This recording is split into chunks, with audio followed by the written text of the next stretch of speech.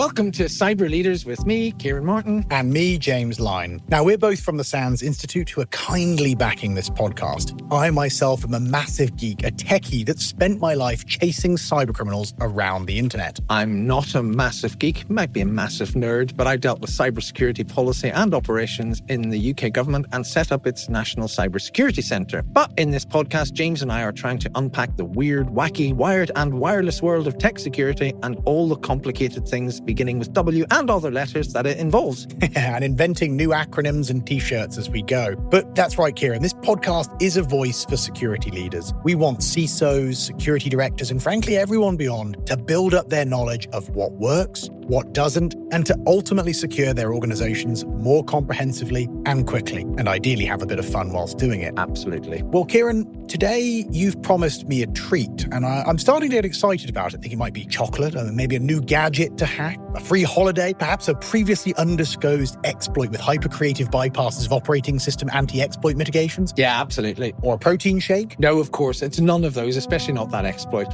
whatever it is. Well, Boo! I was hoping for the exploit. If you behave yourself, I don't know, I might get you a chocolate or a ZX81 or an extra clacky keyboard or something and it'd make even more noise. Ooh, you know how to keep me happy, Ciaran. Exactly. But we, not you, we're in for an absolute treat because we have a guest today who is one of the unsung heroes of internet security and one of the most experienced senior practitioners and leaders still around. Well, I suppose you better tell us about our guest. That does sound more important than my desire for a ZX81 and a protein shake. Indeed. And if you do get both of them, just try and keep them separate from each other. The ZX81, great though it is, doesn't quite work if it's covered in protein. But let me start with a personal anecdote. So I started in cybersecurity younger than I was now, but at a relatively late age. And in the British government, everybody said you have to team up with the Americans. They're the most important. Get alongside them. You have to be credible with the Americans. And you're told the most important part in the US government at the time is something called the Information Assurance Directorate at the National Security Agency. So I'm packed off on a plane to Maryland in 2014. I nervously wander into this vast, sprawling complex with huge levels of security, the highest I've ever seen. Really nervous, wondering how on earth am I going to be treated here? How am I going to be credible? And then this guy comes out to greet me and show me around his team. He's one of the most knowledgeable and constructive colleagues that I've ever met, but also just one of the kindest and one of the best partners. And turned out he was nothing less than the head of the fabled IAD, the Information Assurance Directorate.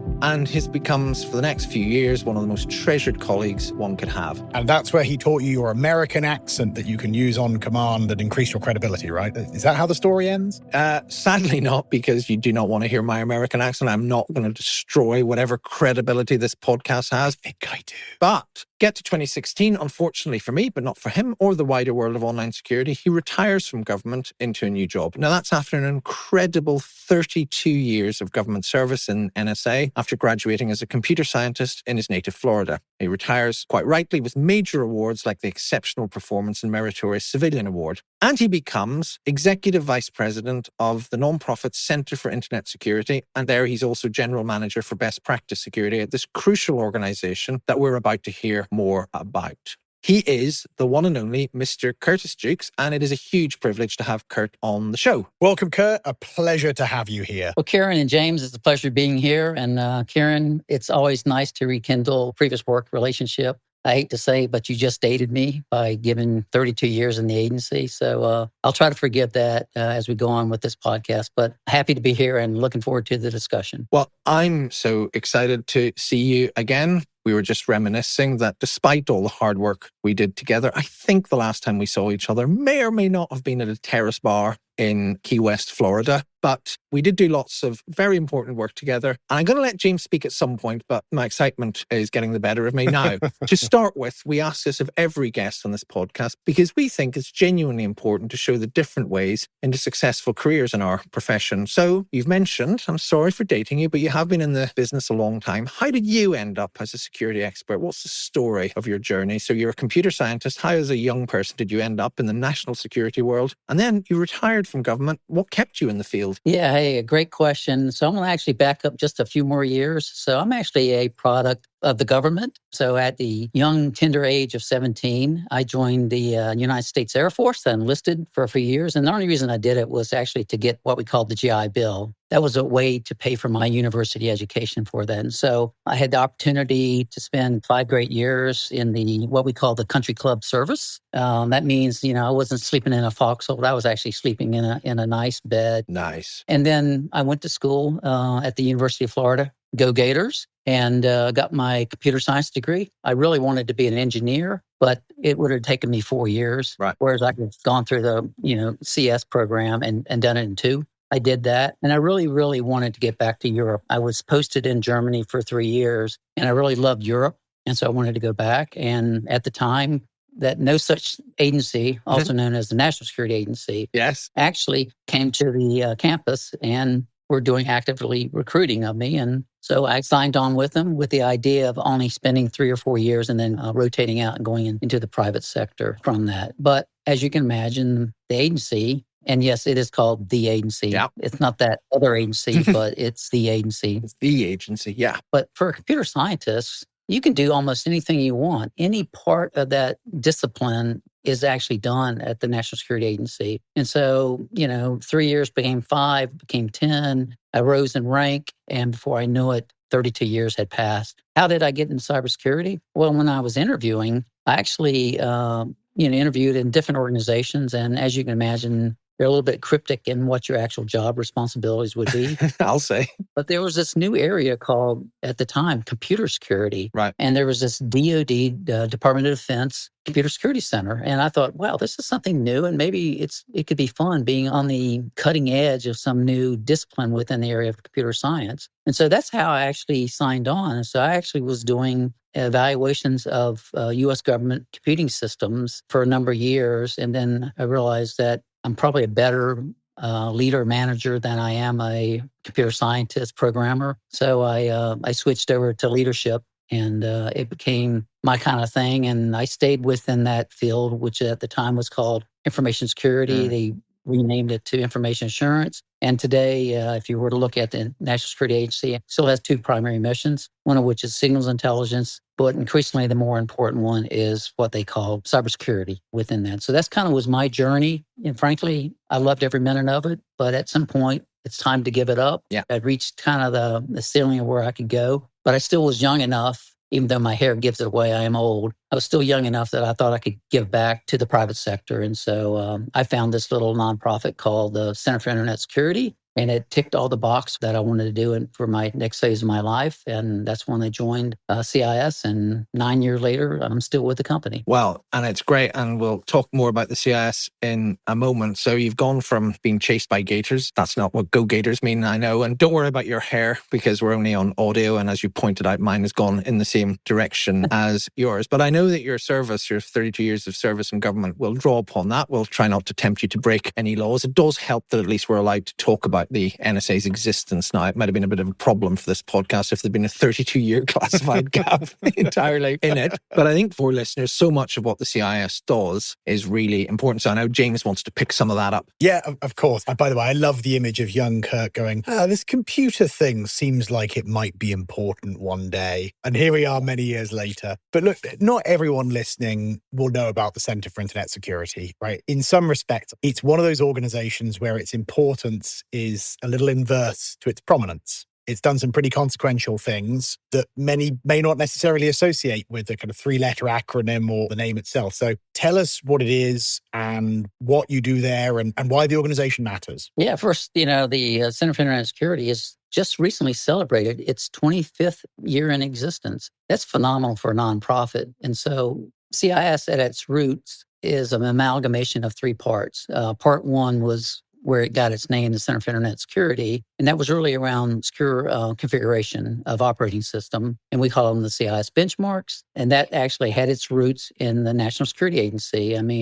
We, at the time, when I was at the National Security Agency, we actually funded this little nonprofit called CIS to actually help build out, if you will, that ecosystem around secure configuration in that regard. So that's part 1. Part 2 was a merger of, at the time, the MSIS Act, which stands for Multi-State Information Sharing Analysis Center, And so it was a little regional confab up in the Northeast. And so they said, why don't we marry up with this Center for Internet Security and provide security configuration guidance, but also help the states, localities, tribal areas, and territories that make up the United States for that. And so there was a merger with the MS-ISAC. So that was part two. And the third and final part was, at the time, my dear friend, Tony Sager, and Jane Hall-Lute, who was Deputy Secretary of Department of Homeland Security. They formed what was called the Council on Cybersecurity. And that became the home for what's now known as CI's Critical Security Controls. And they started off as their own nonprofit.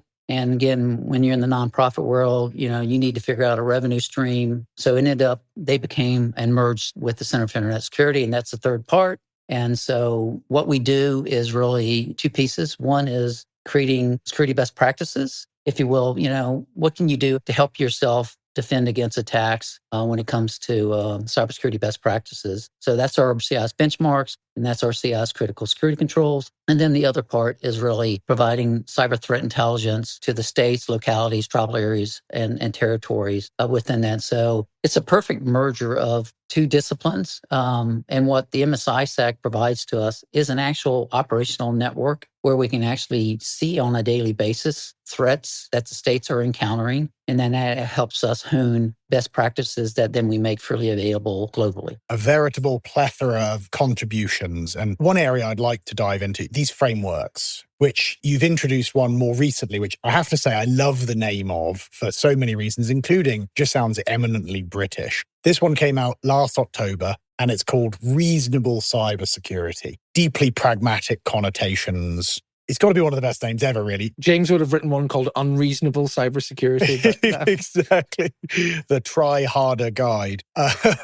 So look, it does what it says on the tin, as we say over here. And I think it's going to resonate with people, right? It is the big challenge of the time. We've got all these technologies, all these tools, all these processes, all these expectations, all these regulations, all these attacker tactics, just more and more of everything. And so we can only ask people to do what is reasonable to do. And all of us know there's no 100% in security. So tell us about the background to this, how it came to be. And for those who haven't run into it, some of the key messages, how they should think about reasonableness. Yeah, James, first of all, you nailed it. That's exactly, what got us to the point of actually writing a guide on reasonable cybersecurity. But how it came into being, I wish I could say it was a brilliant idea by myself or some of my teammates at the Center for Internet Security. It wasn't. What happened was a number of states actually created legislation. What they were trying to do was they were trying to create a safe harbor for public organizations operating within their state, and should they fall victim to a cybersecurity incident, then they would,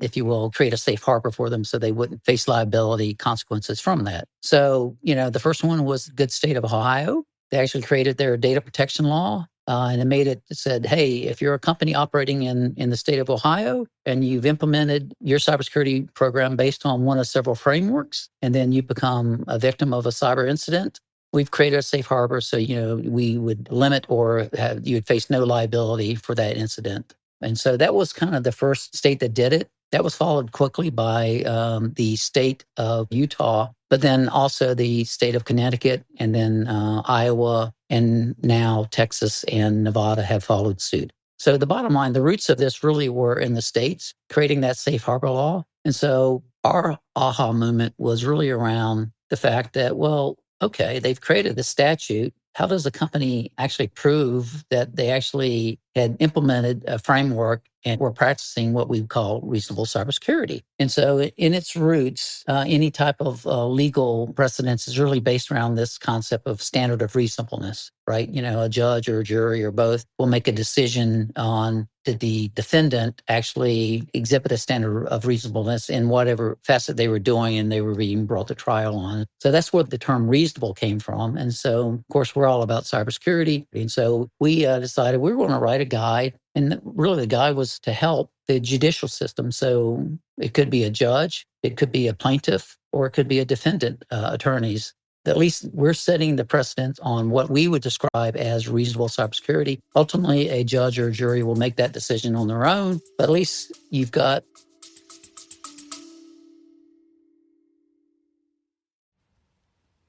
So, You're in cybersecurity. Maybe you're an active CISO or a different type of cybersecurity leader, but you're looking to connect with peers to help navigate the challenges of your demanding and dynamic role. Well, the SANS CISO Network, a private community exclusively for practicing CISOs and cybersecurity leaders, could be just the place for you. You can collaborate in confidence, gain access to cutting-edge research and resources, and world-class events.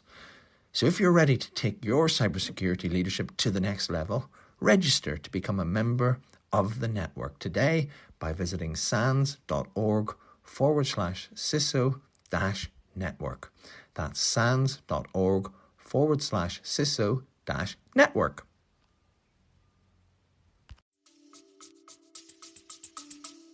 An organization that has some credibility when it comes to cybersecurity, stipulating what is reasonable cybersecurity in that regard. So, I'm a techie at heart, and we said we really need to enlist lawyers. So we formed a volunteer group. It was a sitting appellate judge within a state. It was a couple of plaintiff attorneys, as well as a couple of defense attorneys. And then we also had a couple of university professors, law professors, and they actually helped write the actual guide. The only thing we did was, how do you actually measure that when it comes to one of those cybersecurity frameworks? In this case, we actually used the CI's critical security controls as part of that. And so that became the basis for it.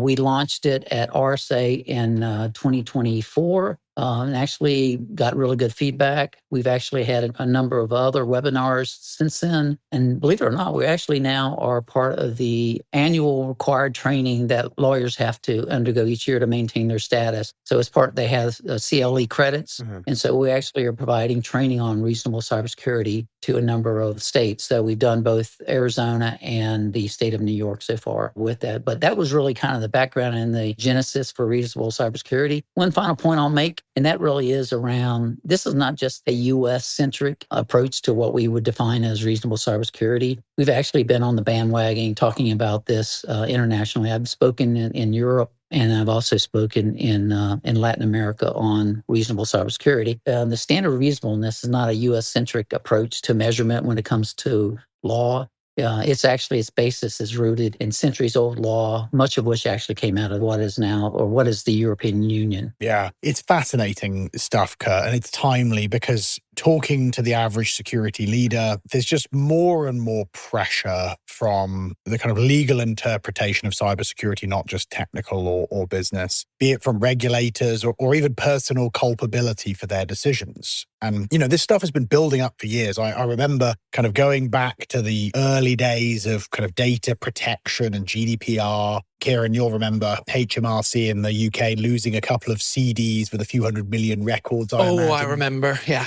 that was painful. Not easy. So painful. And we had these principles come in, Kurt, that said one must take reasonable technical and organizational measures to protect the data. And of course, the problem with all reasonableness is how unreasonably subjective it is. Exactly. I think it's wonderful that you've pulled together this multidisciplinary team and tried to thread the needle of reasonableness legally, technically, and risk-wise. And I think a lot of security leaders ought to be thinking about how this approach can shortcut some of these decisions and help them think about their own risk. But Ciaran, I'm going to hand over to you. I can see you're ready. Yeah, I love reasonableness, as you say, at the heart of English law and all of that. So let's build on this and go a bit broader, Kurt, because one of the things about reasonableness is what can you be reasonably expected to do with the technology you've got? And I'm looking at the first line of the executive summary of reasonable cybersecurity, and it says, there is no national statutory cross-sector minimum standard for information security. But you could almost replace the phrase information security and insert the word technology, couldn't you? And the fact there are no standards really for security and technology in most places. And that's caused so many of our problems. So defenders in organizations that have to apply these frameworks will be saying things like, but the problem's far, far further up the food chain. There's nothing we can reasonably, to use this key word, reasonably do about it. Do you agree with that? That's where the secure design concept comes in. Where are we going with all of that in the US and globally? Are we heading in the right direction? Is this worth pursuing? Yeah, Ciaran, you're 100%. It's worth pursuing. And I think, what we've done, we spent enough time really on, what are the set of controls that you need to, organizations should adopt and be measured against. And then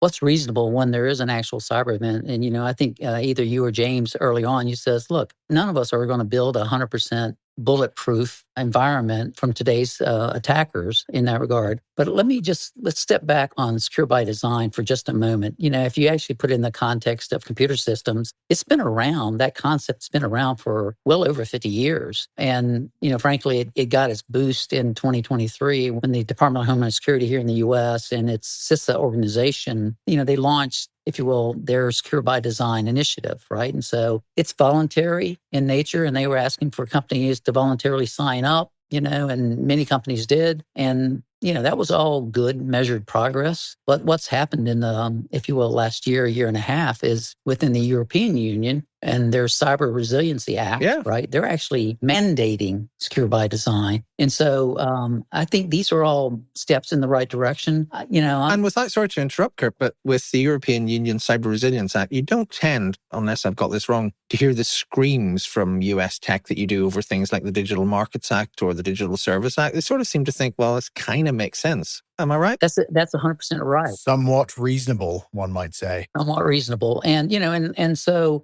for us, it's really about, okay, what is the, if you will, set of requirements that make up Secure by Design, right? There's 4 major thought pieces on this. The first is, within the U.S., the National Institute of Standards and Technology, NIST. They have their SFDF, their Secure Software Development Framework. So that would be one. That, to me, I always look to any standards-based organization. NIST is it for the U.S. And they've actually published a really good set of requirements for that. Separately, CISA, Department of Homeland Security, CISA organization, they launched their initiative in 23, and they've since published a couple of guides on Secure by Design, Secure by Default. Separately, if we go back even more years, you look at Microsoft and their Security Development Framework, SDF. I think that was really one of the first attempts to actually write down what is good software development practices for that. And then, a fourth one would be what Google's done. They've kind of framed out how they do Secure by Design as well. The point being is that there's a plethora of good guidance out there. What we really need now to do is actually say what's reasonable when it comes to Secure by Design that actually development organizations can actually implement and be measured against for that. And so we can't make it so high that only companies like Microsoft or Google or, IBM can actually implement. We have to make it reasonable enough for small, innovative companies that are just getting in and offering products and services that they can measure against. And actually, we have some basis for, thinking that they've actually implemented and have integrated Secure by Design concepts into their software development practices. Okay, I guess following off of that, as someone kind of very senior in something called the Center for Internet Security, very descriptive, I guess a bit of a 2-for-1 question here. Can you foresee a day where tech products and services, the global internet architecture, everything that we rely on as a society are safer by default? Do you think that's realistic given our history? Are you a little optimistic about that? Are you pessimistic? And that's why this work matters so much. You're fighting the good fight against a negative spiral. And if I could add my little Roman numeral insert indent in Microsoft Word underneath, AI, going to kill us all, going to make it better, or just a tool and it doesn't make that much difference to the trajectory of global internet safety? What do you think? Yeah, so I'm going to just touch on AI, but then I'm going to come back to it. So absolutely, it could kill us all, but that's a much broader discussion for another day. But to your point, I'm an optimist. I actually think Secure by Design or Secure by Default actually is now reachable in that regard. I think we've got the set of requirements available to us. We know, how to actually implement them. If we mandate it, that's probably a step in the right direction in that regard. So I think we need to do that. And I will give you a little teaser. The Center for Internet Security actually is about to release Secure by Design, a guide to assessment for that, where we actually are going to break this out into what we call development groups, where depending on, the size of an organization, the resources it has available to it, these are the set of requirements that you can measure yourself against, and then you can attest that to that. You can have independent third parties come in and measure yourself against that in that regard. So yes, I am an optimist, and I do believe that we can get to it. Break. There is a slight difference between Secure by Design. That doesn't mean forever. Yeah. That means at a point in time, you're still going to need good cybersecurity best practices, and organizations are still going to have to maintain good secure configuration, patching, monitoring, and things of that nature, just to kind of do that. But you will remove classes of attacks with Secure by Design. So it is absolutely 100% achievable in that regard. Now, let's switch back to AI for just a moment. So I actually think AI is a game changer. It's going to have both a positive aspect to Secure by Default and also with cybersecurity, but it's also dual-edge technology. And so the adversaries absolutely are picking up and are using it. There were 2 recent articles. One was on AI and its use, and that organizations, are slow to adopt AI and actually help them from a defensive perspective, and then the other article was really on, if you will, miscreants or evildoers that are actually early adopters of AI. And, you see that today in very well-crafted phishing attacks, phishing or vishing or smishing, whichever phishing you want to use in that regard. And so they're honing their craft based on AI. We need to do the exact same when it comes to the defensive side of the equation. And then one other quick point, there's also a very recent article, where a couple of Israeli researchers have actually figured out how they can use AI to actually create proof of concept exploit code that's taking advantage of CVEs, what the knowledge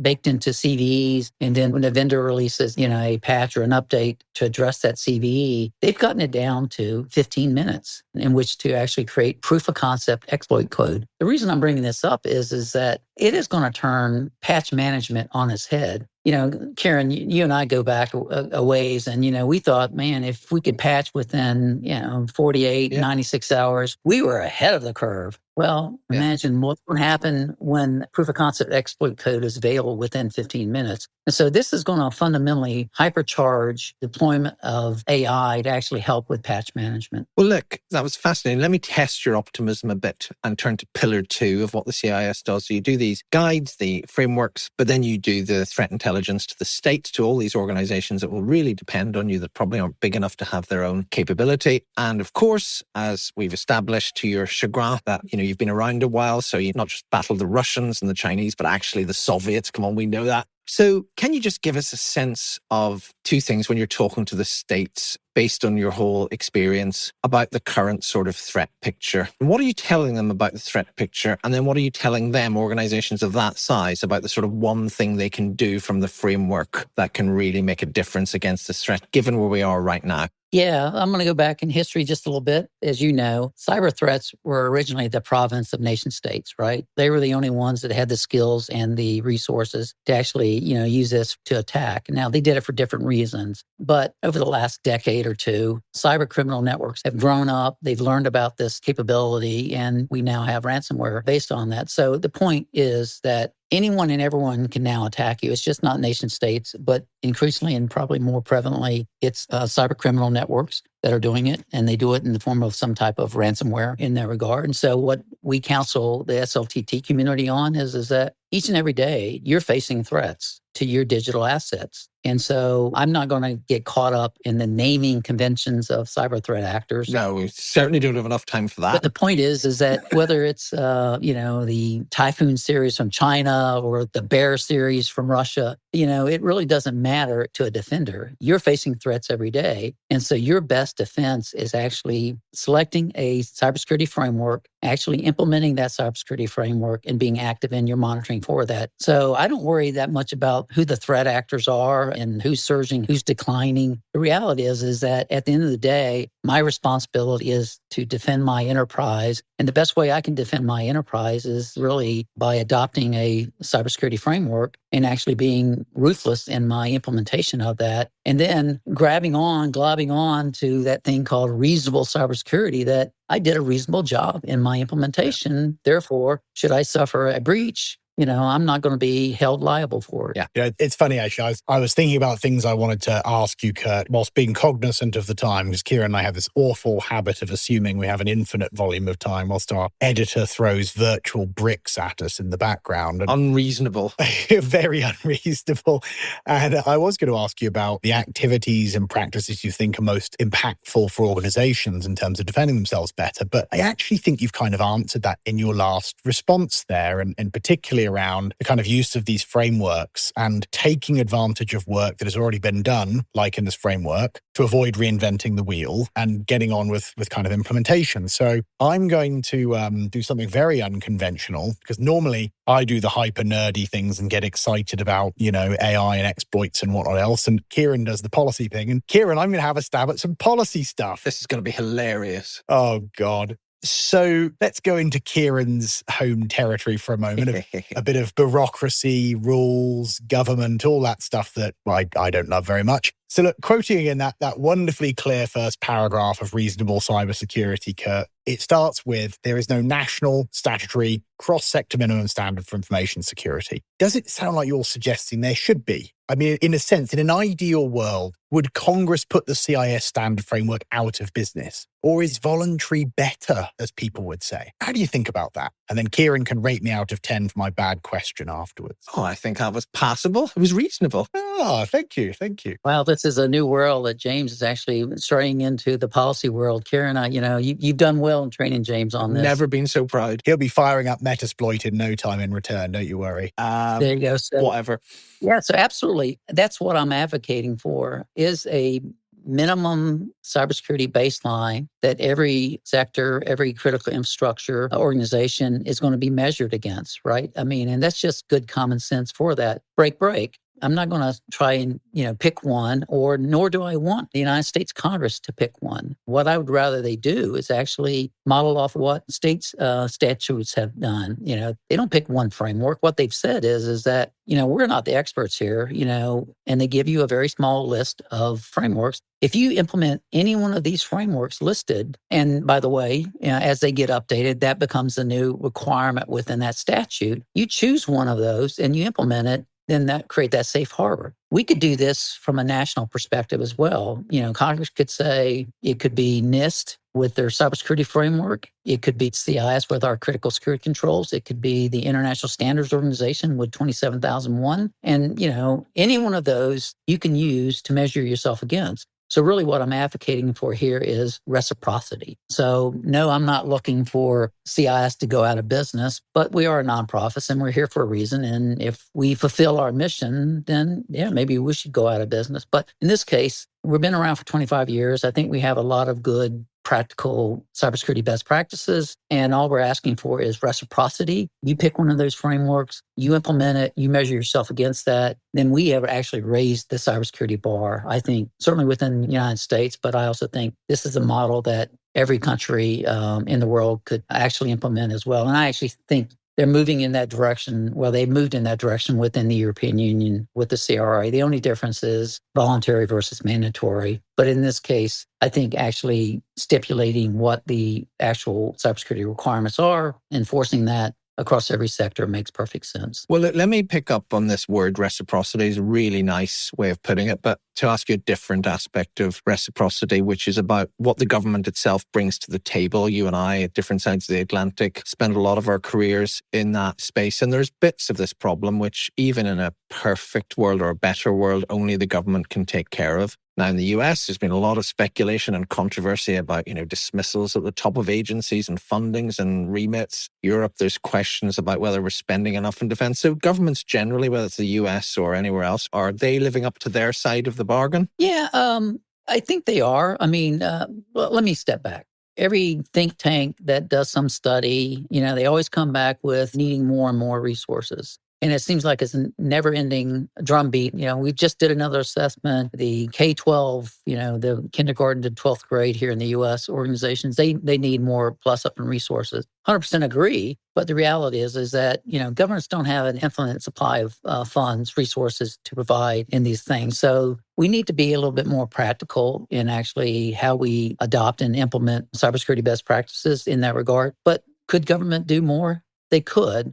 Can they do it within funding profiles that we're all facing today? Probably not. So the question then becomes how best to implement these type of programs and actually measure organizations based off of that. I like it. Well, look, I feel like we probably need another 2 hours for the podcast to get through all of this, but we're well on the way to solving world peace with my newly found policy skills. We could knock that around in no time. But look, we've covered so much, Kurt, but we are, I'm afraid, going to have to bring things to a close. But we can't forget your favorite bit today, because especially, Kurt is ideal for this bit, given what the CIS does and what he's been doing for so long now. That is right. It is my favorite bit, and I do agree with Kurt's ability to rise to the challenge as well. But Kurt, it's only fair if we ask people to listen to us that we give them something useful at the end. So, Kurt, we are asking you for the infamous Cybersecurity Leaders Podcast 30-second takeaway. And so, Kurt, look, ultimately, as I mentioned, this podcast is about lessons for cybersecurity leaders. You've got 30 seconds with a cybersecurity leader. You could pick to summarize your framework. You could say, go look at the reasonableness stuff. You could point to critical controls. You could do something completely different. It could even be please stop doing this. Anything you'd like to be helpful to cybersecurity leaders through the next 12 to 24 months in 30 seconds. What would you advise them? Yeah, great question, man. You pinned me down to 30 seconds. So here I go. I'm going to try. So first, don't worry so much about the threat actor, who they are. But rather actually focus on the basics, such as knowing what digital assets are on your environment, configuring those assets securely, having a responsive patch management process in place, and actually actively monitoring your enterprise. If you actually do those basic security controls, and by the way, they're all contained in cybersecurity frameworks today. So basically, choose your framework, number one.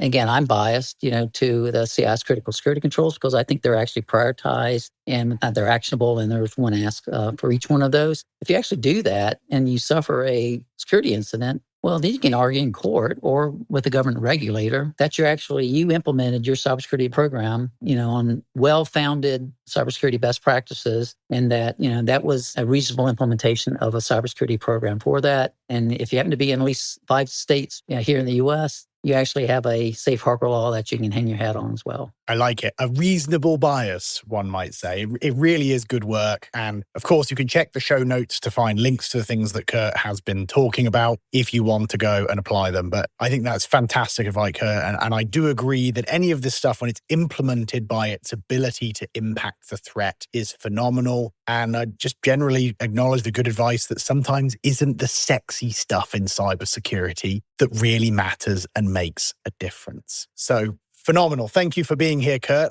I know we're going to need a follow-up at some point, aren't we, Ciaran? We absolutely are. Thank you to the voice of reason and reasonableness. Just to be clear, I'm talking about Kurt, not you, James. That's fair. Thank you so much for being on the show, Kurt. Please do come back. That is about it for this episode, apart from the normal request for feedback. Yes, feedback, please. Always important. We need that. Things that are keeping you awake at night, topics we ought to have, requests for Kurt to redefine his definition of reasonableness to fight the oncoming robot war when AI takes over. Does this podcast keep you awake at night, or does it send you in the opposite direction? You can tell us either at the podcast site, or you can email us at cyberleaderspodcast@sans.org.